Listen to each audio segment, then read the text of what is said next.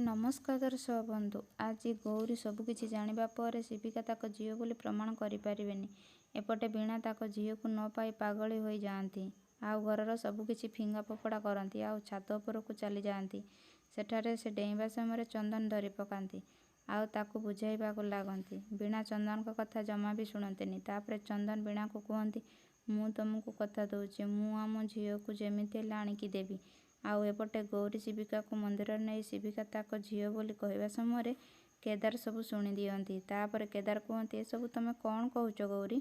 ତାପରେ ଗୌରୀ କୁହନ୍ତି, ହଁ କେଦାର, ଶିବିକା ଆମରି ଝିଅ, ବୀଣାର ନୁହଁ। ନାହିଁ ଗୌରୀ, ଚନ୍ଦନ ତମକୁ ମିଛ କହିଛି। ତମ ଛୁଆ ନାହିଁ ବୋଲି ତମେ ଯନ୍ତ୍ରଣା ସହିପାରୁନି, ସେଥିପାଇଁ ସେ ତମକୁ ମିଛ କହିଛି। ଏ କଥା ଶୁଣି ଗୌରୀ ଆଶ୍ଚର୍ଯ୍ୟ ହୋଇଯାଉଛି। ତାପରେ କେଦାର ପୁଣି କୁହନ୍ତି, ତମେ କେମିତି ଖୁସି ହବ ସେଥିପାଇଁ ଏସବୁ ସେ କରୁଛି। ଏସବୁ ଜାଣିଲା ପରେ ଚନ୍ଦନ ବି କହୁଛନ୍ତି ଯେ ମୁଁ ମିଛ କହୁଛି। ଏସବୁ ପରେ କ'ଣ ହବ?